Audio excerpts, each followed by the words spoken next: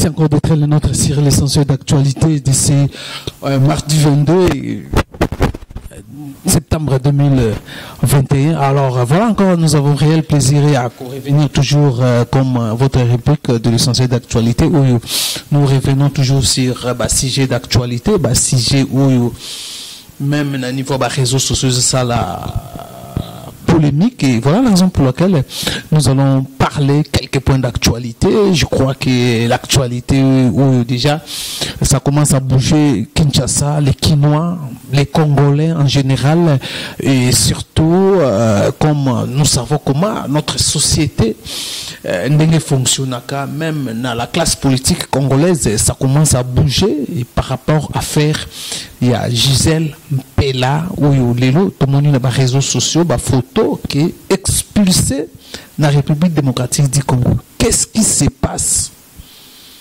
dans la famille Mpela ou dans Gisèle Mpela?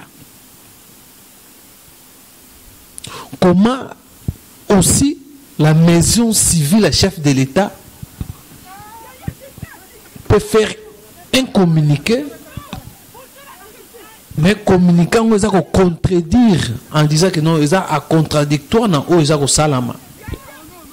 Est-ce que conflit aujourd'hui, non, ils ont monté de toutes pièces pour ternir l'image du chef de l'État, qu'au bébisa personnalité chef de l'État, banani ba monter scénario, on a si s'avérer qu'ils ont montage. Est-ce qu'ils ont vraiment montage? N'a autant à communiquer. Il y a maison civile à chef de l'État. Est-ce que ce communiqué gros salamana sans soin? Et ça m'a solo communicateur solo moi mouké affaire Gisèle Mpela ou le lot monde na ba photo baza aza explicitement même les politiciens ba koti makambango oyo pour bosani l'importance à Congo. Voilà, et ça sujet de communicateur solo moi mouké to solo aussi concernant toujours la polémique autour il y a chiffres, il y a réserve, na banque il y a certains aussi acteurs politiques sous baza ba douta qui na ba chiffre ba pesa qui men tout le monde déjà communiqué à Banque Centrale où il y a confirmé les réserves, il y a 3,3 milliards dans la banque où ils ont confirmé. Je crois que polémique en termes, il y a chiffres et à la société. Et voilà, si le temps va nous permettre. Là aussi, ensemble de Moïse Katumbi, où les lots bauti kuzongi ça, renouveler leur attachement à 100%, à 50%, à 75% dans la vision de Félix Tshisekedi, chef de l'État, dans la vision de l'union sacrée. Parce que la loi, la proposition de la loi Tiani,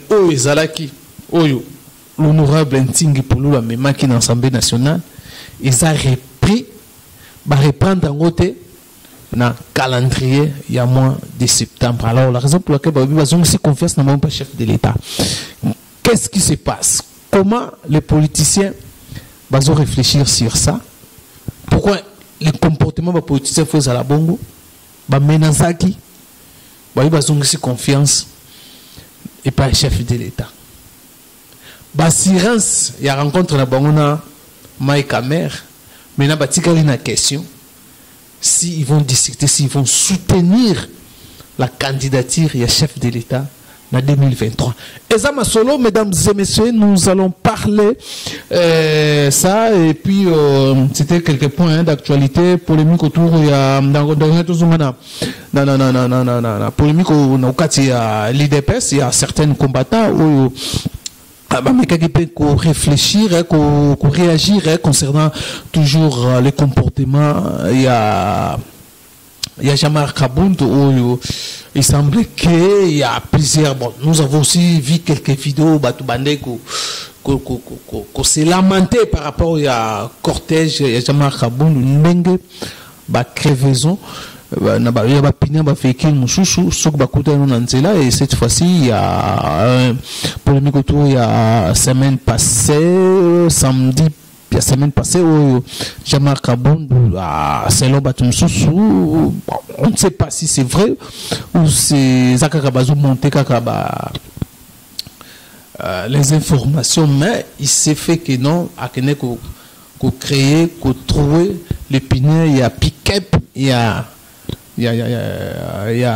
Maman Marx, Maman, il y a président de la République, la présence, il y a Neve, il y a Félix Tshisekedi, Nakata Piquet Pouana, et tous les réactions. Certains vont monter en c'est la Jean-Marc Kabund. Est-ce que ils ont le quota? Certains c'est la 6e fois à poser acte na Kinshasa. Ce comme véhicule au sala, kangami na embouteillage, tous les véhicules les aliboson na info à ça la crevaison donc à tobola ba piné. Voilà, mesdames et messieurs, tout réaction et puis réagir par rapport à propos récemment il y a Franck Diongo comme douter n'a fait c'est comme si il veut encore imposer une dictature par rapport à combat d'abord pas qu'on regretter pourquoi il a donc abandonné de soutenir Félix Tshisekedi. On s'est créé aussi un débat, ils ont répondu à ça, vous allez suivre les vidéos. Alors voilà, quelques points d'actualité au Tokolobela concernant rubrique Nabiso et l'essentiel d'actualité. Et voilà, premier point Tokolobela concernant toujours polémique au niveau de conflit, où ils ont cité, donc les lots et côtés, même dans le salon politique, fait privé. Les lots doivent l'importance que nous il faut te parler dans le Congo, il faut parler dans la vie privée, il y a une autorité, la vie privée, il y a chef de l'État, même les politiques, et comme un dossier politique, et comme campagne, il y a diabolisation. Est-ce que quand le chef de l'État a une vie privée, et il y a une gestion de il y a certains qui sont plus loin qu'on évoquait l'histoire de Bill Clinton et le whisky, la bossonise, donc voilà. Nous allons défendre. Maintenant, qu'est-ce qui se passe dans Gisèle Mpela? Qu'est-ce qui se passe? L'information, c'est comment information est 8 aspects, moko mususu, corps moko mususu. Banani bazana kata kobimisa information wana. Mais toujours on a information nous ne voulons pas vraiment entrer dans ma vie privée à battre. Mais comme c'est un dossier qui fait parler beaucoup, surtout dans Kinshasa, il y a coin déjà ma solé za ko beta maya Gisèle Mpela. Aujourd'hui, je vis dans ma vidéo ma photo de Gisèle Mpela expulsée dans la maison civile dans la RDC. Moi, je ne peux pas revenir dans l'histoire. On peut pas version et ça au tambola. Et ça l'a vraiment bien été. Mais les lots, dans les réseaux sociaux, on publie déjà que non, aurait été expulsé dans la maison civile, la chef de l'État. Il y a des choses où il semble un peu fou. Mais certaines, même, il y a, il y a des déclarations vraiment réellement, il y a famille, il y a un montage de toutes pièces, tantôt, c'est la famille qui va créer et le pour que, donc, salir, ça peut une image, il y a chef de l'État, il y a beaucoup de choses, c'est difficile, il y a beaucoup de mais comme vous avez Kinshasa, Congo makambo ya solo bakipaka yango te soki tali makambo tali ndeti babilo ba futilité yango nde to s'intéresse kana yango to s'intéresse même les politiciens bakiti trop bâti bakeko ramassango et comme leur message politique message ya combat babosani te babosani même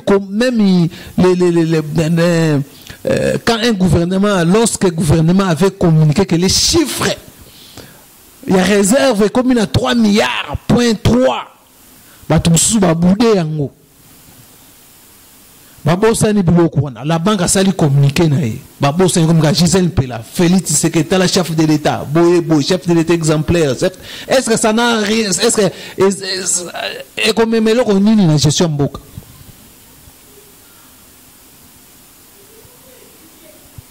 il y a vie privée ya ba autorité belé so ba tout beta histoire nango c'est que beaucoup ina ba on c'est ça ba vie privée moko boye oyo ils a rien à voir avec la gestion de la chose publique. Parlons le Congo, parlons comment Congo que Salama, chef de l'État tenir discours, débat faut autour et discours chef de l'État. Chef de l'État confirmé les élections européennes liées en 2023, les élections transparentes. Est-ce que les élections sont transparentes? Est-ce que les élections sont dans 2023 par rapport à CENI qui pose problème? Aujourd'hui, les animateurs, il y a CENI nous ont installé. Aujourd'hui, polémique, on a polémique, il y a Gisèle Mpela. Gisèle Mpela, Félix Tshisekedi. Gisèle Mpela. Les enfants de Félix Tshisekedi avec Gisèle Mpela. Ma photo, même ma photo, le kouta, vraiment. Les photos, on est au tamboulana. Et ça, bana yaya. Moi, je connais bana wana ou bakende pas Félix Tshisekedi. L'ancien vice-président, il y a Ligue des Jeunes, il y a IDPS.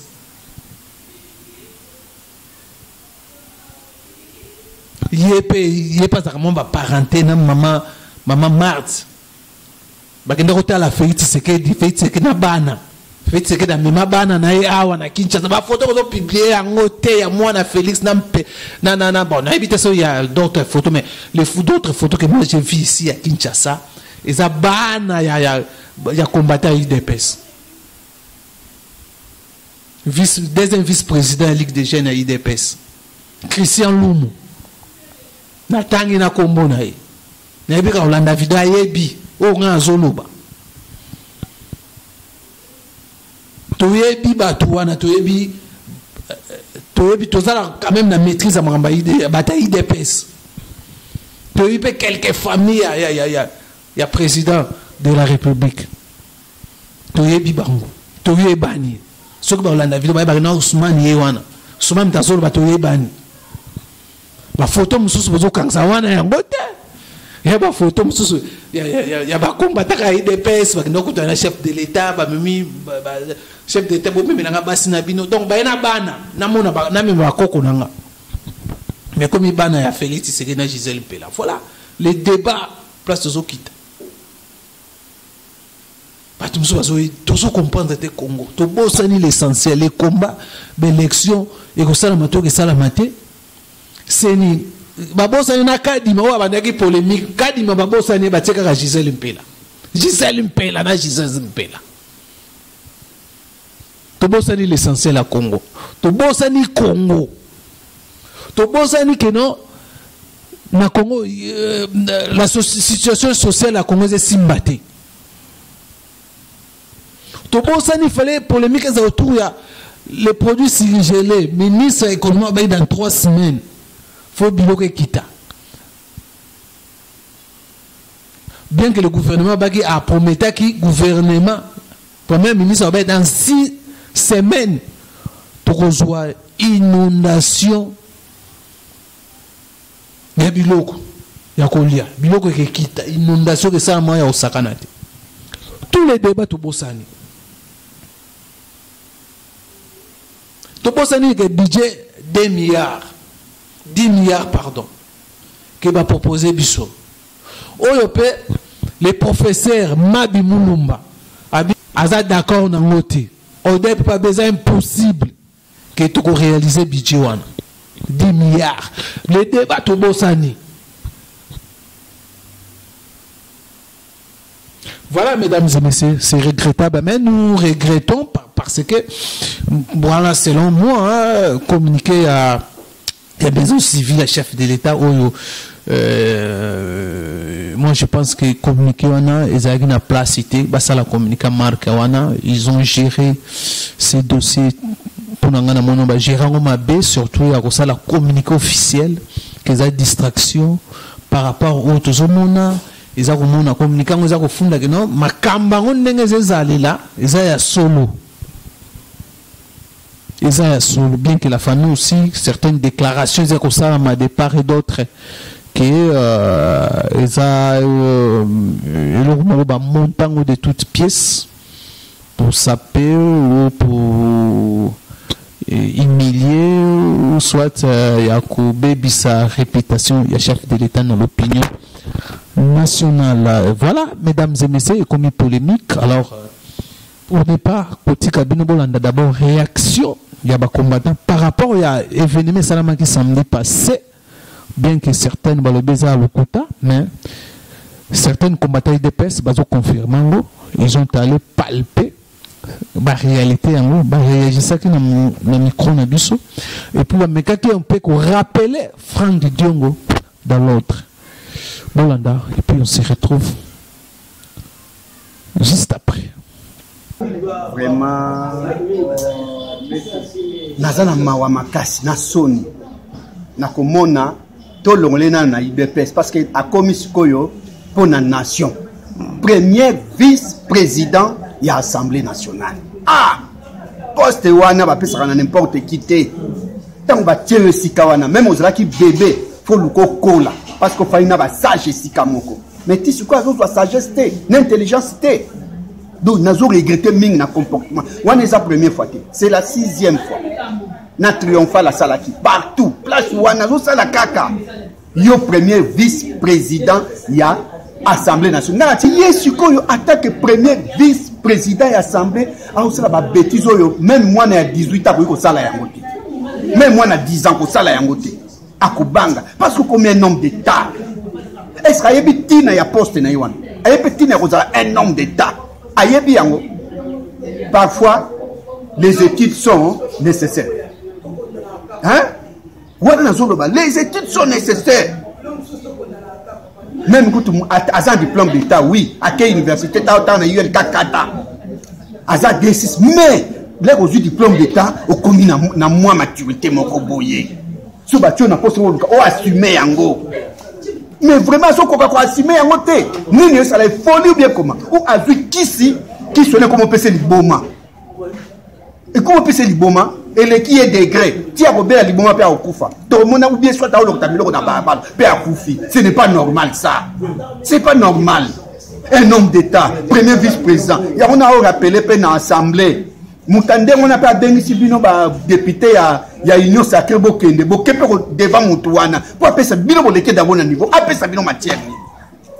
Oh ya yebi amboka. Oh ya yebi amboka kotobola ka ba pina ba c'est la première fois té. Nyonso wana ndeko na ina lo batazo toucher les chefs de l'État.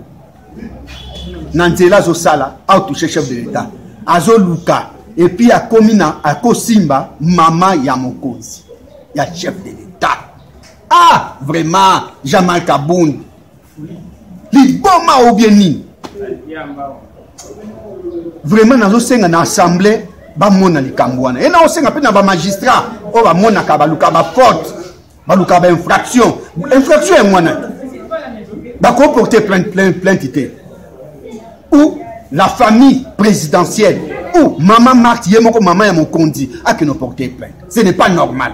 Ce qui pour fandi kaka niende mwana ba omona que boza complice ya Jamal Kabound et que bino boza ba complice ya Jamal Kabound.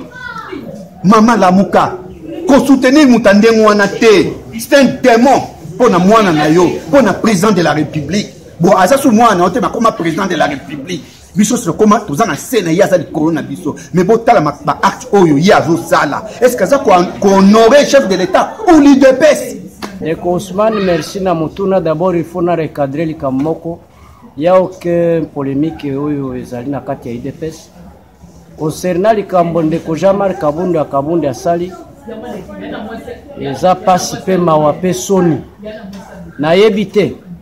Soki ndeko wana komi na liboma soki ndoki na yebite asala makambwana maintes fois oye komi 6e fois akeye ko toucher jeep ya mama Marthe et mama Marthe azali nani mama ya mokonzi ya mboka Félix Tshisekedi Tshilombo Antoine.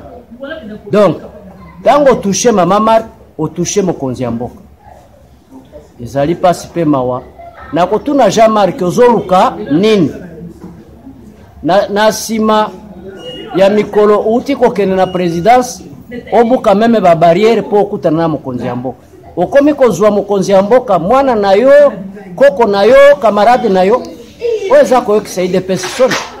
Donc ndeko Ousmane akoyi na pula mabe, ndeko wana akoyi na pula mabe, akoyi penza na pula mabe.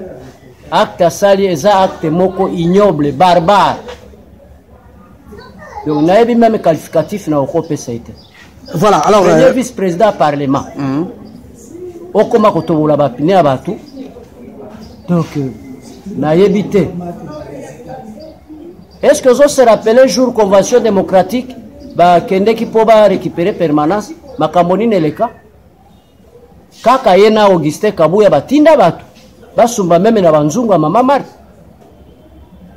et salema jusque là ni maman ni la famille mutu moko alobate yo kanisi babosani keba soko le ligorodo lelo nde okobima makwanza te. Donc à suivre.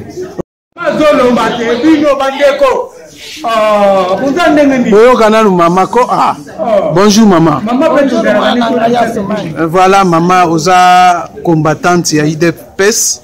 Lelo batu baza kolobe belé na balabala bakinois babaye bino IDPS makambozo sala présent na bino makambaza ko sala auti susu kotobola pine ya mutuka ya mama Marthe, maman ya président de la République. Bino ba combattant bolobi nini comportement wana bozomo na ndenge nini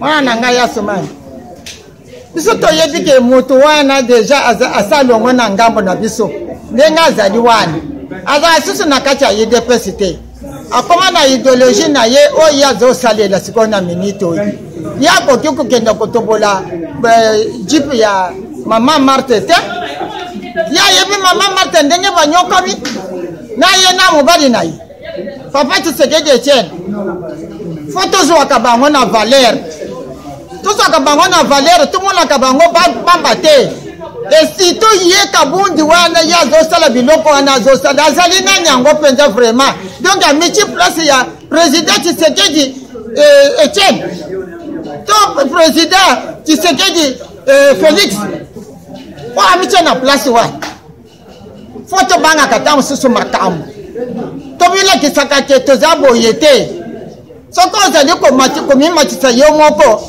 yeso akokitisa yo na se penza amitala ndenga azalaki liboso na evangeli tango yayo akotaki na parti oyo amitala ndenga yelaki na lelo ndenga akomi soki IDPS oyo te mere yako ngiko zala na place wana te me atika kosala lolendo za iloko moko mabe lolendo za malamu te lolendo za iloko moko mabe mizu aka bato lokola ndeto zako mizu yo moko milingaka yo moko lokola ndengo bilingi nzoto na yo soko to sala biloko ndenge wana kosala lango na lolendo na bato bamona kayote yo zali chef azalaka bongo te chef azaka monti akolinga bato ya lingi bato te alingi ndembongo oya akendeleki kuna akendeleki pona kosalila peuple congolais te akendeki kosalila IDPS kuna te akendeki komimona ye moko po azala na babien oya akendeli kuna po azwa bambongo na ye asumba baba ndako na ye ndenga za kosumba bandako na ye lokola wenje chende moto azofingisa IDPS ye kabonda azofingisa IDPS bisoto yebelaki yango na bongo te ya amilakisi pona te po akomi mokonzi pe akitakati sabu sali na minute to sali la ye marche pende ya mama ya marche ye moko ayebi biso te abongi biso te ayebi biso ti na zo yebisa yete atika system ya memeli biso wana oyo toboyaki na l'époque ya Mobutu oyo zalaki zigi zongi na bonde ko na yazaki mokonzi munene nde alingami ko masiko place ya zigi zongi ya ko place wana bongo te IDPS za ndenge wana te soki ozali komitombola ndenge wana yebaka to okokita peka la mingi te lolendo na ye kosila na miniti oyo boye zonga mutu ndenge oyelaki tika komilakisa lolendo oyo za komilakisa ntango nyonso liboso ya bato ezali première fois te asali biloko wana mbali ebele bato bazali kokondane biso makasi bazoseka biso ke IDPS mais azande kona biso lisusu te bato na ye azwa bato na ye akenda kosalela parti na ye atika désordre na kati ya IDPS wana ezali kofingisa chef de l'état Tshisekedi aza kofingisa ye aza kobebisa mémoire ya bakombata ya IDPS ta biso tobundaki liti oyo tobundaki po toya kosala biloko ya ndenge wana te biso tobundi po tozwa makambo ya kitoko etambola na kati ya mboka ya Congo ntango bato bazali komona bootala IDPS ye wana biloko ya ndenge wana eza biloko ya kopitisa mokonzi ya mboka chef de l'état Tshisekedi biso tozolinga bongo te soki alingi lolendo akenda na parti na ye asasali parti na ye akende biso tosi tolendi bango bakombata basi balendi yo papa okenda ata na malembe te olingi kaka basala matindika lokola voiture nga ozolinga ya ndeko Jean-Marc Kabound étant que deuxième vice-président de l'Assemblée nationale, premier vice-président de l'Assemblée nationale, Nabiso, acte à opposer, acte ignoble à opposer, et ce biso d'ailleurs, biso va combattre, il y a des personnes, na parti Nabiso et a parti national et international, et yebani mokil mobimbe za son. Comment se fait-il yo okobando ko sala ba acte ndingo na take oza responsable mobimbe donc ko toucher Jeep ya maman Mokonzi. Si elle retouché Jeep ya maman Mokonzi, c'est que directement on a touché chef de l'État. Et ça la biso ba combattant to ko sala ngota ta muke. En tout cas ba biloko wana ezo ko honorer IDPS cité. Et ça biloko moko otozo ko déplorer na kati ya IDPS. C'est pour cela que Zokoluka, IDPS, il faut ezala na ba responsable non tous à la optimiste ou bazabi responsable na kati institution ya parti na biso. Ils ont crédibilisé parti na biso te. Ils ont bien sa parti plus en plus. Donc le wana to sepeli na ngote donc to za content na ngote. C'est pour cela na kosenga na institution oyo ya mboka na kosenga pe na président de la République ou aza comme autorité ya référence na biso amona ba acte oyo ezoko sala ma soit disant ba konzi na biso ya parti bazoko sala amona ndenge bazoko bebisa makambo na kati ya parti oyo simbate donc ba acte wana to sepeli na ngote atamuke to sepeli na ngote. Voilà, alors réaction par rapport à ma propos ya Franck Diongo oyo azo traité Félix Tshisekedi comme alinko instaurer encore une nouvelle dictature. Bon, na ko loba boye na ndeko Franck Diongo étant que responsable un citoyen congolais, balobaka avant ko sala likambo, il faut obalolole monayo 10 fois. Pe il faut osala ba vérification oye balikambo ebandaki ndenge nini pe ezosuka ndenge nini. Fati atiaka président CNT. Batu basala organisation ya pour maintenir président CENI et sa profession religieuse au bengi bata société civile. Mais bata société civile de basali musala na bango. Oyo basali. Yo yebisa ngai église catholique a dirigé la CENI combien de fois? Église protestante a dirigé la CENI combien de fois? Et le konini ba porté pour le peuple congolais. Tidjengo otobengaka 0. Alors lelo batu bakena ba élection o bakei ba bimisi mu batu o ba travailler na nuté o ba lakisa na talent na bango te na RDC na institution to bengi CENI bati wana tutika travailler. Alors ndeko na yebi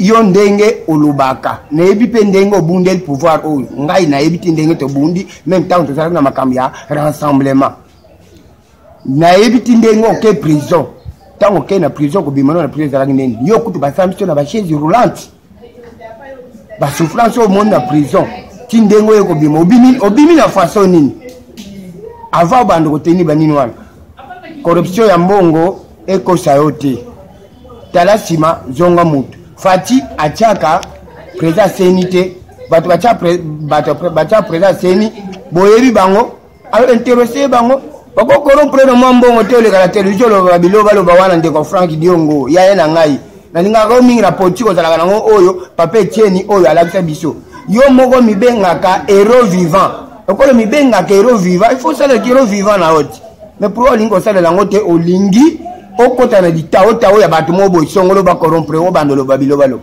to yebi zala calme place ozoluka okokoma ngo, mais okokoma ngo na makasi ya mutu te, okokoma ngo na makasi ya nzambe. Soki nzambe akoma na buku neke okokoma place wana okokoma. Soki nzambe akoma okokoma wana te, ata forcer okoma place wana te. Nde eloko na lingi na yesu ndeko Frank Diongo avant okoloba tala sima zonga mutu onzembo fera yemba bochika bilobalo parce que bilobalo ba ekwesa pe na libulwa ekwesa na bulungana lingaka yo makati parce que biloko beta eri msula tala ngo pesa kanga sengo no bikeno toza pe na bateau baza fort na terrain politique o bakozala lelo fatia za pete bino pe babokoki ko porter standard ya RDC mais ceux qui par avant bozo baby ça peuple azo bono baby bo porter standard ya RDC neni. Voilà, alors parlons Frank Diongo. Aujourd'hui, on sent comme si sa déclaration est tournée, a tourné donne à Félix Tshisekedi, soutenait Félix Tshisekedi, mais aujourd'hui, a comme tenir un discours contraire contre Félix Tshisekedi. Et puis, Frank Diongo, je l'aime beaucoup. Je l'aime beaucoup. Fruit à Etienne Tshisekedi Wamoulou. Frank Diongo. A CDT na babuzoba ya batu mususu wana ba pese mwa mbongo mobo na ebite so ba pese na lobite na confirmer te mais ba ke côté na batu ba tie mwa litoi mo mupepe mo na litoi boya kinya bana oloba ba beti frante ndeko na ngale kati awa mutatia ka président CENI ce n'est pas le président de la République mutatia ka président CENI c'est les confessions religieuses. Est-ce que président de la République azone on appelle ce que azamuti ya kimbangiste catholique dirigé protestant dirigeant tout le monde na makambo ezaki na mboka ndako na banda ka kwa ko sa ta déclaration ya ba 161 bis o ba kina ko kanga na sele alobatali kambuana mona motema mabe ya batu mandoki ya république o ba lingi mboka te ba usa ba bêtise ya aya kuloba maka osuma te so pa lobi ndengwana azokota na groupe ya bato bazoboma Congo yele kwa nebika ko boma Congo te azonga moto nana atala sima zonga moto pe asimba motema to sa nini tokende azali combattant azali héros vivant ndenge ye moko alobaka a raisonner un héros vivant pour na mboka na asala kanini kona ngai akokota na ba poto ezali awa te bisoto sala te. Moi je suis juriste nazo sala nazo débrouiller na ndenge nanga mo ya UDPS na tozu yango te lingo batiki na kino fini na kono bana président de la République n'importe quoi non mais celui qui a côté qui tala makam bateau bazo diriger entre guillemets président AI na secrétaire général moko fabriqué batie bango bazo sala au moins makam bazo sala te bazo luka batu mususu ya UDPS te ba kotiana ka biso sécurité au fâché parce que to bundi nga na côté UDPS na 89 na zui carte na ngali boso na 90. Vous comprenez, est-ce que tu le non salité, il doit se benga ça quelque part. Azo zo banani azo tinda na ba ministre na banani bango wan batuana pour tuer l'IDPS. Comme ça IDPS ONG mais comme até IDPS ce n'est pas les cadres mais ce sont les bases, les combattants. Comme biso tozali tokobunda tozali tozana tango souci ya lutte mais tozobunda contre anti-valeur wana oh bazo ça n'importe quoi n'a pas parti bazo tous les anciens comme nous comme le président Panzi, les doyens français, Bazu Abaché, Bazu Batunions, Batia les capos, Bangba l'IDPS na façon, Yangoba au salon numéro Simbate. Nous sommes là. Tozo concret, Tozo Bunda, Bistoyebi, secrétaire général, Moko c'est Guibao. Guibao, le secrétaire général, il y a l'IDPS. Tozo Tamboula, Tolié Bakaka Frank Diongo, Kitsamotema. Après, on compte na Buzoba, Oya Batuana Te, Poto, Kobomana, Ezali.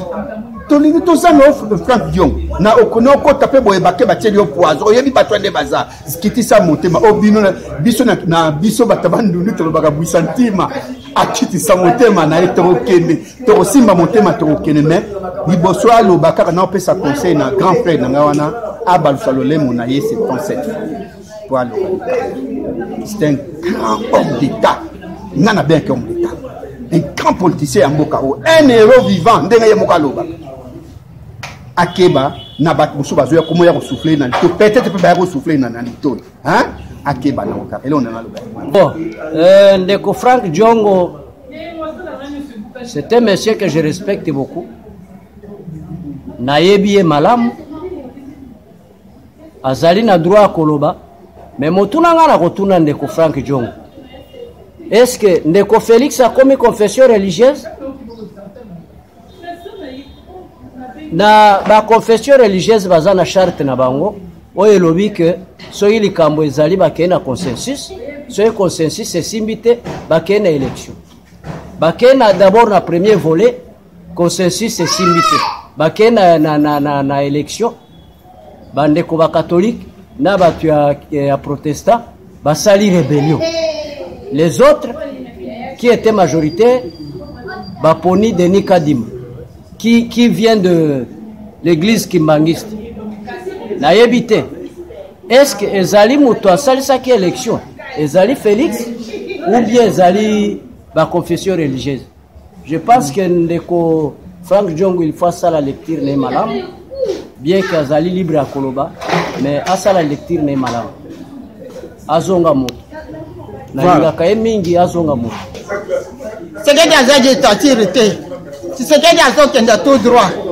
Ndenge papa na biso mukongo njoko besengande ndenge azali kokendela soki bato bazolo bato azokende na dictature soki ezali mpona dictature mbele tozali komona yango me biso tozali komona na idéologie oyo azali nango na susi oyo azali na yango mpona to dabord mpona mboka epuis mpona peuple congolais biso tozali komona soki baoyo bazoloba wana bazali baavekle biso tozomona makambo ezokende malamu malgré ma souffrance oyo bango bazoloba o tozoko faire souffrir tozo faire ko souffrir te ya kokuta mboka sezindaki déjà na libulu ezaki lisusu yake yetelemaki te esi mikofelaki déjà na baoyo wana na ngambo wana biso totanga kombo te basi bakeyi page tourner mais de loko moko toza kosepela kaka te na mikolo oyo ezali koya makambo ekozonga normal.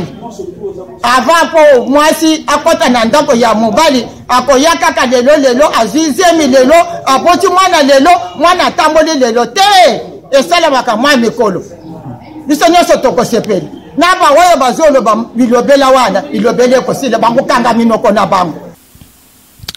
Voilà, mesdames et messieurs, c'était l'essentiel d'actualité. Oyo Bouch Kolanda Benomoko, Batem Tonga tout évoqué. Tokota Nimbala Simana numéro Moussou avec les invités. Portez-vous bien. Bye bye.